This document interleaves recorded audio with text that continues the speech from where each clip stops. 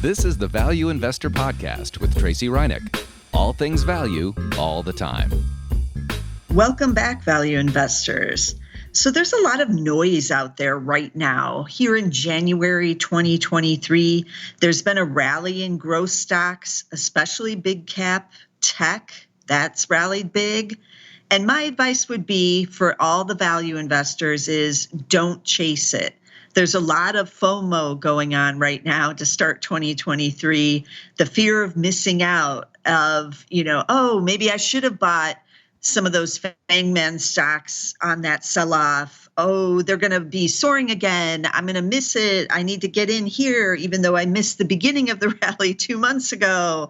And so there is a lot of that FOMO out there. And again, my advice is don't chase it.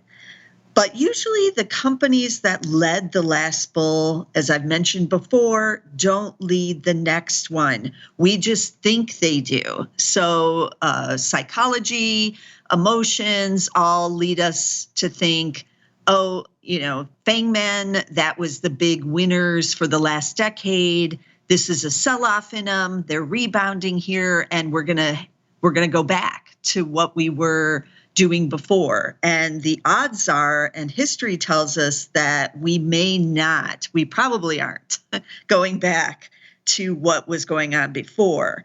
So again, the last bulls market, the ones that led that, don't usually lead the next one. And valuations will matter. The old winners will really need to get super dirt cheap before it's really time to jump in. And most of them simply aren't that cheap. They're cheaper. They've come down off of the really high valuations that we saw in, say, 2021, but they're not actually cheap. It just seems like it. Psychology is working on us because we were used to buying Microsoft at 30 times earnings and we thought nothing of it. Like, of course, I'm buying it here at 30 times because it's got the growth, it's got, the sales, everything is humming. And so now it's dropped down to 25 times. But is that cheap? I don't feel like that's really cheap on a valuation basis. It's certainly not a value stock. I looked at its price to sales ratio. It's still at 8.8.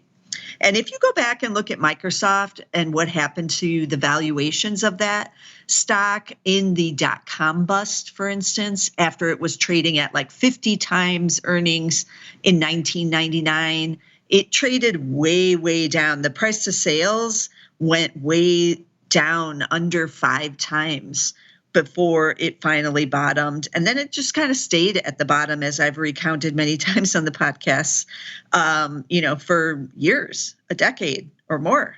So it's, these ones that led don't necessarily lead again. It took literally over 20 years for Microsoft to be like back, in the lead role, back as one of the big winners, back as one of the FANGMAN stocks, like a tech titan once again.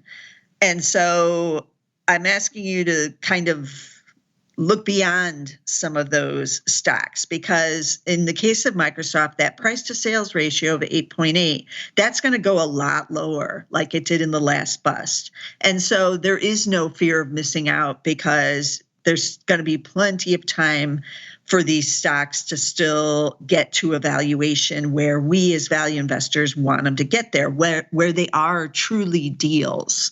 You're not going to miss out. So it's going to take time to get there. Don't panic. Another one I was kind of watching that reported this week as well here at the end of January 2023 is Intuitive Surgical, ticker ISRG. It's also been a big winner of the last 20 years. For those who don't know, they make the Da Vinci surgical system. It is this innovative, cutting edge system that the doctors use for surgery, obviously. Sales and earnings growth has been, through the roof since they started selling it many years ago. But in this last earnings report that they just gave, they did guide lower for the Da Vinci Code procedures in 2023. because it's slowing, even for this great system. But looking at the valuation, you might not know that things are slowing. So shares are up because it has joined in on this growth rally that I was just mentioning, this fear of missing out rally. And they're up 15% in the last 6 months. Over the last year, they're actually down 11%. That's not even that bad of a pullback, right? So it has pulled back, but it hasn't like plunged like some stocks like Meta or Shopify, some of those. But look at valuations. PE is still at 48 times. Wow, still up there. People still believing, even though they're now guiding lower on the procedures, still at 48 times. Price to sales, 14.7. So that's extremely high as well. The growth stock is over scenario is not really being played out yet in Intuitive Surgical. So you may be having fear of missing out on this one because it's up 15% in the last 6 months. And you're like, oh, I missed the bottom. But have you? In a true market correction, all the valuations come down. Some will never get dirt cheap. Some will never become true value stocks with a PE under 15 and a low price to sales ratio. But they usually don't stay this elevated. And Intuitive Surgical has been expensive for many years. And so this PE is not a shock. But in a bear market type of correction with growth stocks, this PE should not be this elevated. So warning on some of those. That's what I mean about it taking time for some of these big growth names to really see their bottoms. And so I'm staying away from all of those. And I'm looking outside of last year's winners, the last couple of years even, for what will be winners in 2023. So in the 2002 bust, the manager of the Janus 20, I've talked about that fund before, was at that time the equivalent of ARK-K was the Janus 20. It was a mutual fund. We all put money into it. It was the best performer. Assets under management like doubled, over 20 billion at one point. It's the similar story as Cathie Wood at ARK. And at that time, what was driving Janus 20 and its great gains, it only had 20 stocks, that portfolio. That's why it was called Janus 20 big caps, but it had Cisco. And Cisco was one of the best performing stocks of the 1990s, up over 10,000%. And then it wasn't. Then it didn't in the bust. And so funds like this, like Janus 20, had to adjust when growth went out of favor in 2000 to 2002. So it owned Cisco, it owned AOL Time Warner, and the manager of Janus 20 in interviews later has said he regretted holding on to some of these big growthy names and technology names as long as he did.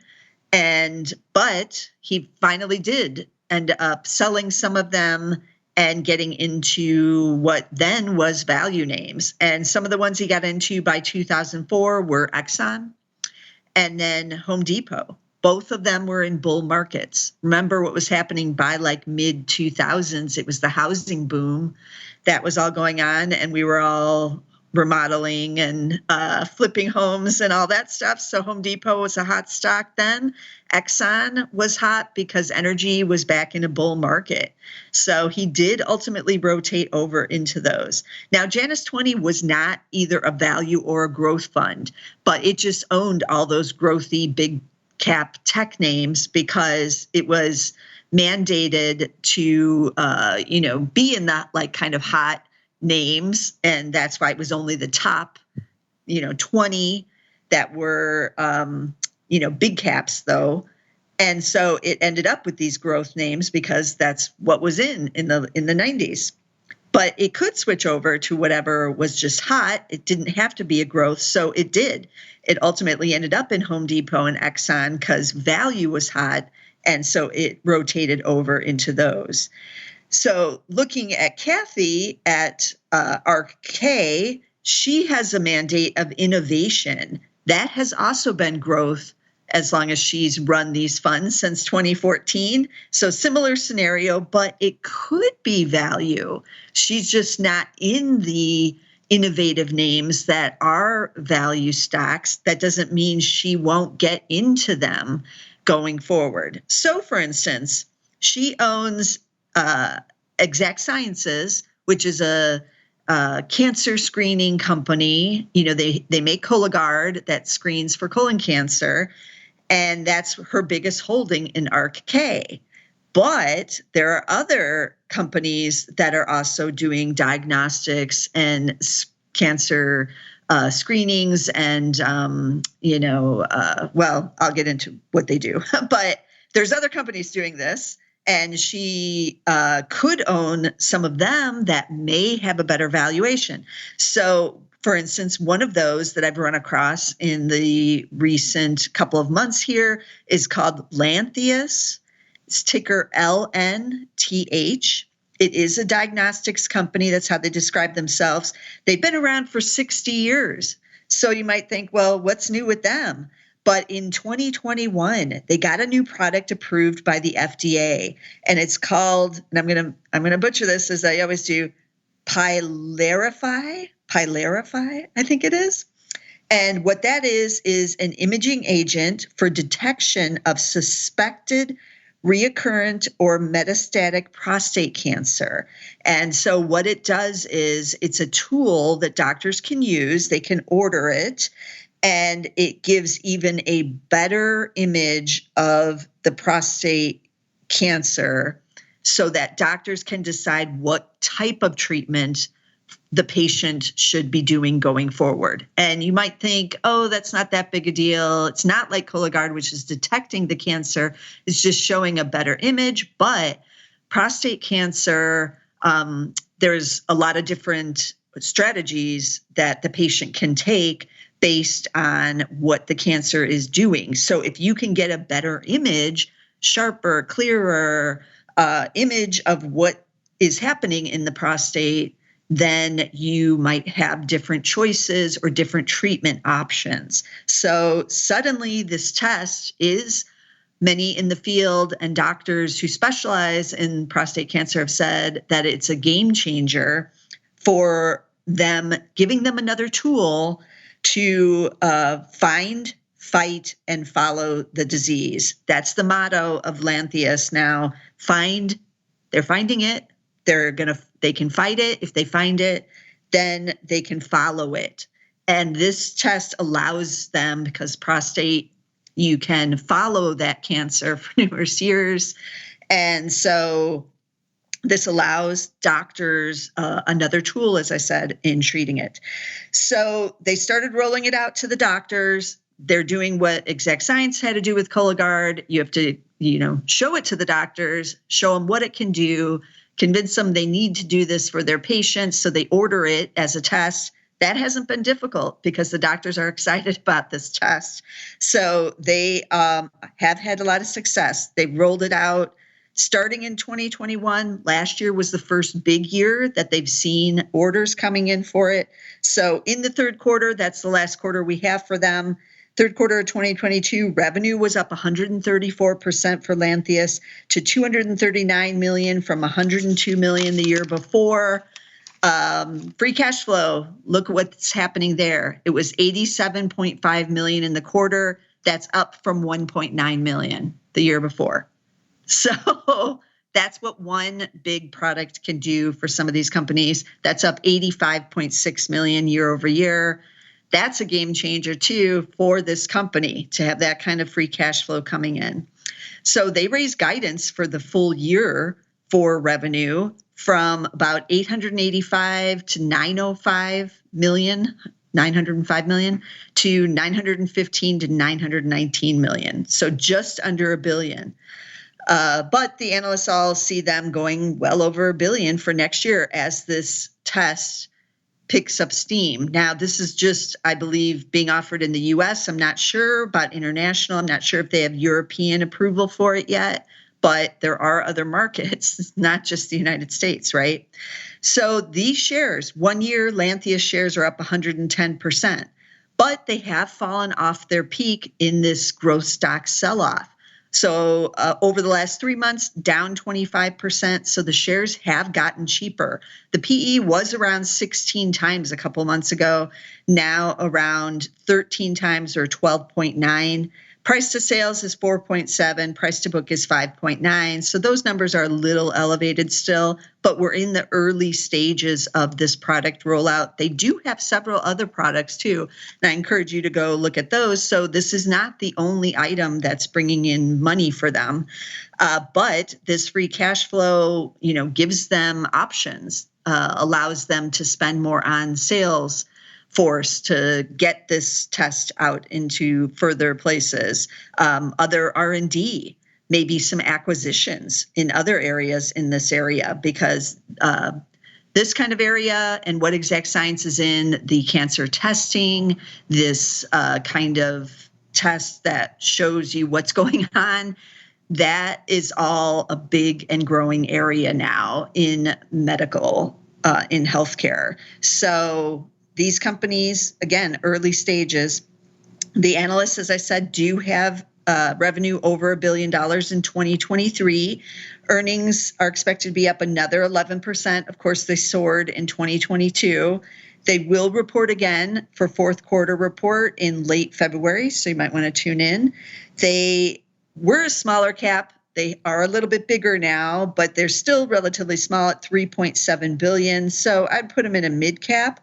But even though this is in the wheelhouse of a Cathie Wood and ARC Innovation, it's not in any of her portfolios. It's not in ARC, and I took a look at genomics to see if it was in there. It's not in there. But she could own some stocks like this that have both growth and the innovation side and the value as well going forward. So that's what we're going to start to see with some of these managers as we go forward, who were in the growth, but not necessarily growth stock fund managers, but who were in these kind of innovative things. They will start to look at value as Janus 20 did, and that is what will drive the next kind of bullish areas, are the value stocks being bought up by Cathie Wood. So we'll tune in when she starts buying Lantheus for one of her funds, but so far not yet. Interestingly, I did take a look to see what large mutual funds do own Lantheus. You can get that info on Yahoo Finance. And it's in like a couple index funds, not surprisingly. It's in Vanguard's small cap index because it was a small cap. It does have the 3.7 billion. So I'm not sure what Vanguard's cutoff is for small cap, but the cap has raised, so it might get kicked out of there and get put in the mid cap index soon enough. It is in, however, the Vanguard Small Cap Growth Fund. It's in Lord Abbott Developing Growth Fund. So you can see a lot of growth funds, not surprising. And also, though, however, the T. Rowe Price Small Cap Value Fund. And I took a look at that fund because that's a mutual fund. It is actively managed. Lantheus is not in the top 10% of the portfolio, but it was interesting for me to see what was. So it has 348 holdings. Oh, what is the ticker on that one? It is, it's one of the long 5 letters ones. Oh, boy. Did I write it down? I know I did. Oh, here we go. PRSVX is the ticker for that one. But it looks like it's in mostly like IRAs, 401ks. It's a kind of fund that's held in like a lot of retirement funds. But I wanted to see, it's actively managed. He owns Lantheus. What else does he own? What's in the top 10%? And so there were some interesting names in there. There were 2 smaller oil producers. So, of course, I was interested in those, as you know. Who am I to say no to any small cap oil producers? I'm not. But some of the other names were also interesting. There was a couple banks. There were a couple like consumer discretion and a utility. So no tech was in there for the top 10. Not surprising because this is the value side. A lot of the tech names, even the small caps, haven't come down enough to really qualify to be in a value fund, even actively managed, even stretching the criteria. A lot of them have not fallen back down. So this is where you're looking now for the next bull is in these other areas. So I thought I'd take a look at what are some in the top 10 here that he's holding. Why does he think that these are the ones out of 348 holdings that he wants to, emphasize? And I took a look at those two energy companies. So they are Matador Resources, ticker MTDR. It is a number 5 strong sell on Zacks.com right now. And a lot of energy is 4s or 5s because all those estimates are being cut for 2023 as the oil price and natural gas prices have come down. So they little bit too bullish on 2023. The estimates are coming down. They're all number 5s. But long term, I still like all of these stocks. And the Zacks rank is a short-term criteria. So Matador PE is just 7.2. Over the last 3 months, the shares are down 2.7%, but they have rallied year to date up 13.4. Over the last 2 years, as energy best performers, it's up 332%, but still cheap. It does pay a dividend. Dividend is 0.6% yield. In December, it raised it 50% from 10 cents a share a quarter to 15 cents. And they're paying that next one out, the 15 center, in March of 2023. I don't know what the cutoff is to actually be a shareholder to get it. You might have missed it already, but you'd have to check into that to see if you could get that dividend. Earnings, 2021, they made $4.24. 2022, as all the prices soared, $10.52. 2023, $8.79. So down 16%, not terrible. Still over double 2021. I'll take it if they can get that double over 2021 and the price, these shares come down. So Matador, they drill in Wolfcamp and Bone Spring in the Delaware Basin. That's in southeast New Mexico and West Texas. They're also in the Eagle Ford Shale in South Texas and Haynesville Shale in Cotton Valley in Northwest Louisiana and East Texas. In addition to raising that dividend, yes, they've been paying down the dividend or the debt with all of this great free cash flow from the last year. So over the last 2 years, they've reduced their debt by $775 million. Their leverage ratio is now at an all-time low of just 0.2. So this is why I like the energy here, even still in 2023. Last year was a boom year. They were smart. A lot of the companies paid down a lot of the debt in addition to the variable dividends and share buybacks and everything else they were doing. They have not increased CapEx for the most part, but they will start using some of the cash now to drill more, explore more. They will invest some more of that money now because they paid down a lot of the debt. So these companies are now even leaner, lean, mean fighting machines, as I like to call them, and still cheap. So this is what I want to own. And especially WTI still hovering there right around 80. They are going to make money at that level. The second company is Magnolia Oil and Gas, ticker MGY. I own that one in my own personal portfolio, as many of you know, and it's in my value investor portfolio here at Zacks. So they operate in South Texas and Eagle Ford and the Austin Chalk. They already announced some of their production guidance there for 2023, and they do expect to generate a full year production growth of 10%. So they have been investing in increasing that production a bit here, even though some of the others have not. But they're small, so they can do it, and nobody's going to complain. They're also cheap, 7.2 times, similar to Matador.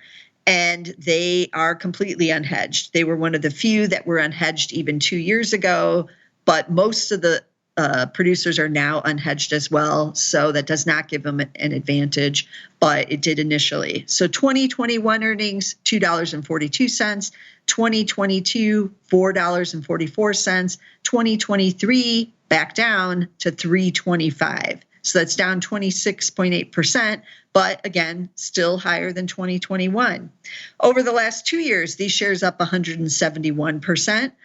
3 months, they're down 8.8.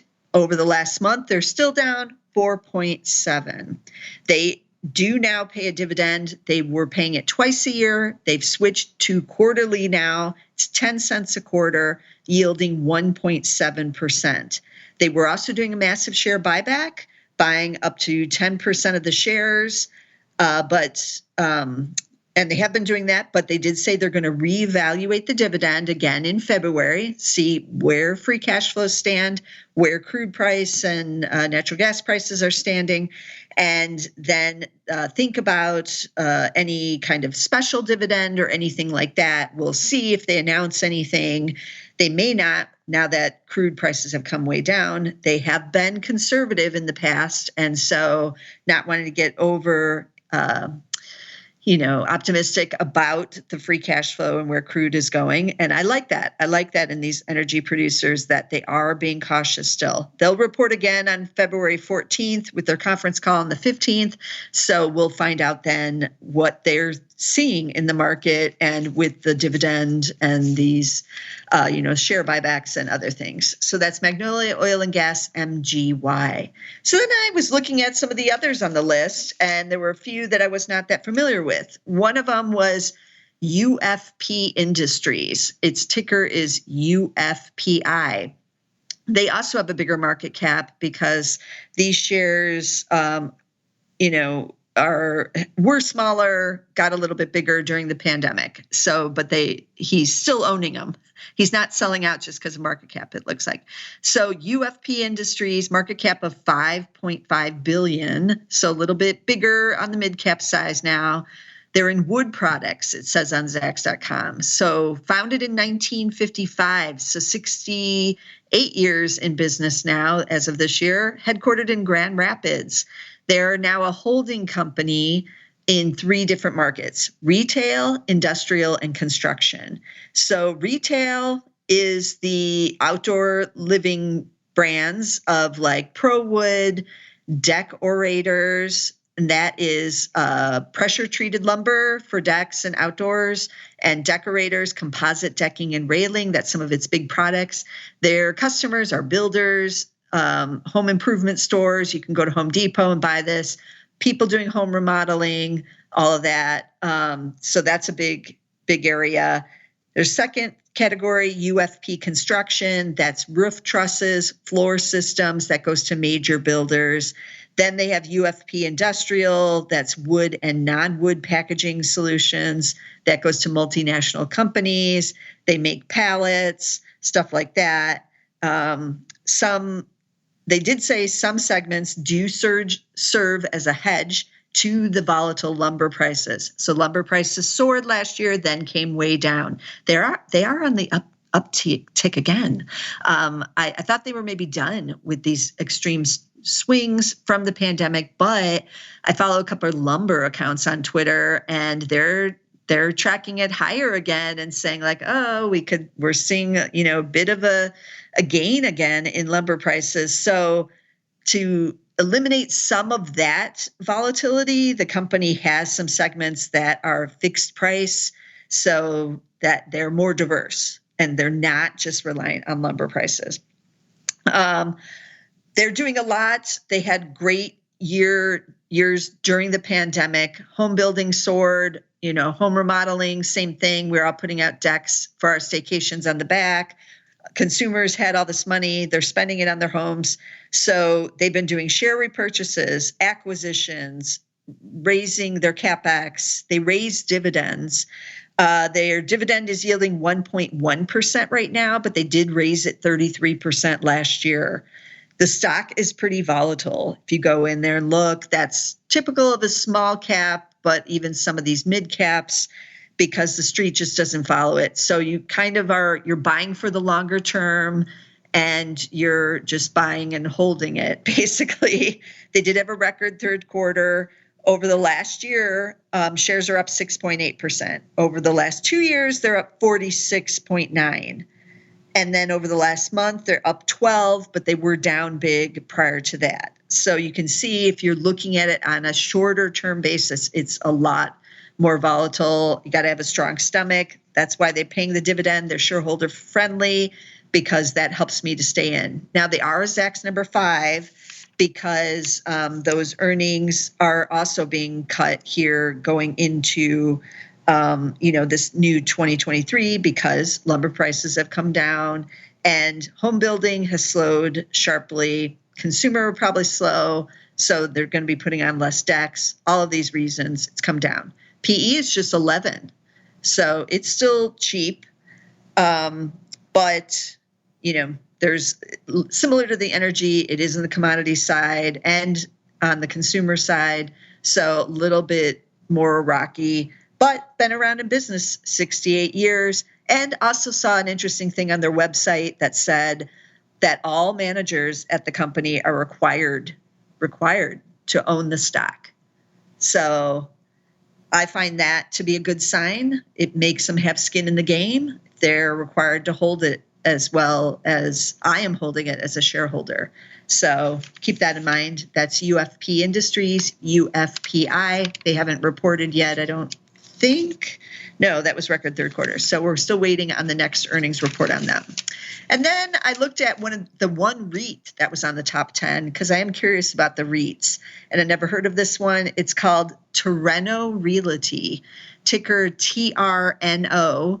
And remember, the REITs have a special tax issues. They're paying out 80% of their income to the shareholders. It is considered differently than like a dividend payout is. So consult your tax advisors before you buy any REIT so that you know how it works and what is going to happen. But TRNO, it acquires, owns, and operates industrial real estate in 6 major coastal markets in the U.S. Those are Los Angeles, Northern New Jersey and New York City, the San Francisco Bay Area, Seattle, Miami, and Washington, D.C. So those are heavily populated, growing cities. That's where they want to be. They're based in San Francisco. They own 252 buildings. They have 575 customers, they said. And as of December 31st, 2022, they were 98.6% leased. And that's up from the prior year. At the end of 2021, they were only 95.5%. So you like seeing those kind of numbers if you're owning a REIT. Remember, you're the landlord if you own the REIT. So you want it to be completely leased, and this is close to that at 98.6%. Now, how about that dividend? It is yielding 2.5%. So you can decide whether or not that's the type of REIT you want. And if you want to be on this industrial side of things, that's not my favorite area in real estate, but some people it might be. So it clearly is for TRNO Realty's management, right? They are, dedicated to that area. So if that's the area of real estate you want to be in, this is an easy way to get into it. Over the last year, the shares are down 15.3%. The last 3 months, though, they've caught a bid up 18.1, and over the last month, up 8.2. Now, they aren't cheap on a PE basis. They're trading at 29 times. So this manager might have bought it in this fund at a much cheaper valuation, maybe a couple of years ago, and has just continued to own it. But price to book is just 2.2. So that's very, cheap. That's a value price to book ratio. So that could be in play here. Who cares as much about the PE? We care about these other things with real estate. So price to book 2.2. What have earnings been doing? 2021 made $1.71. 2022 $1.97. 2023 expect to be up 9% to $2.15. So this is one of the few where 2023 is actually looking better than 2022. It is, however, a Zacks number 4 sell because one estimate has been lowered for 2023 in the last month, as they did report fourth quarter early in the month. So analysts were just adjusting 2023. Doesn't mean it's doomed, obviously, because they're looking for it to be up 9% here. And so that's how the Zacks rank looks. It looks at the estimates, whether or not those are being cut or raised. So the analysts got a little bit too bullish on 2023 and had to adjust lower a little bit, and that's how you get the estimates being cut there. But I expect that to adjust itself going forward here, unlike the others where, the estimates are being cut pretty dramatically on the wood products and the energy stocks. So those are just a couple that were in this T. Rowe Price Small Cap Value Fund. And it made me think as I was looking at them and writing this up for today's podcast, if you are looking for small cap value ideas, you can do what I just did for this podcast and take a look at some of the top holdings in mutual funds or actively managed ETFs. I'm not aware of any actively managed value ETF, but maybe I'll have to have Nina on the show and we could discuss that, whether there are any. There might be some coming forward, right? As value becomes more popular, there will be rollouts of ETFs where you will want it to be actively managed then. And like there was with innovation and growth with Cathie Wood, she rolled that out because there was demand for actively managed ETFs. So we could see that maybe with some value funds going forward if there's not already, because we know how the ETF industry works. They do jump on the trends. So I will be interested to see if we have any surge in value going forward here in the next year or two. But for now, it's mostly mutual funds. So you can take a look at mutual funds that are actively managed. You don't want any of these that, they're just basically using a computer, like the Vanguard funds are, there's like 800 stocks in there. That's not going to help you to go look at that. But the pure ETFs or, like some of the pure ones that are actively managed, what am I thinking? Those are ETFs, I believe. So there are some value ETFs that are actively managed that those pure ones are, they hold only like a little over 100 stocks in them. And so there is a manager who's partially involved in like deciding what goes in those. So you might want to take a look there or look at mutual funds. There's plenty of actively managed mutual funds that aren't just following the index or using a computer to generate it and throwing them in there. But you're going to have to dig around a little bit and see what is what. I managed to find one, this T. Rowe Price Small Cap ETF, ticker PRSVX. P as in Paul, R as in Robert, S as in Sam, V as in Victor, X as in X-ray. The manager on this fund is David Wagner. He's been the fund manager since 2014. He's been at T. Rowe Price his whole career for 22 years. So you can go and look at his bio and see what else he's invested in this fund. But this is a good place to find some small cap value ideas if you're not screening them on like a place like Zacks.com and you want to kind of pick the brain of other people who've been doing it a long time, like people did with growth with Cathie Wood. She puts all her holdings out there. You can see what they're in. You can follow along if you want. And on these, it's not as transparent.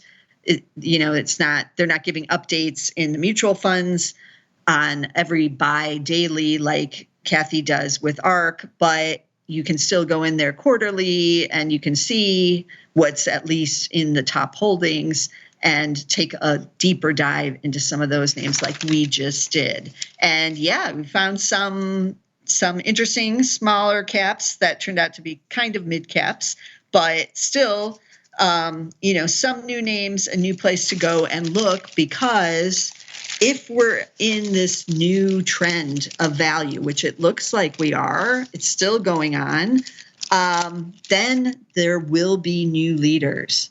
And so now our goal as value investors is to find the cheap value stocks that are going to be the ones with the growth who will be the leaders in the next bullish type cycle. There always is one. We're already kind of in one in energy, as you've seen, the best performing sector the last 2 years. That's a bull.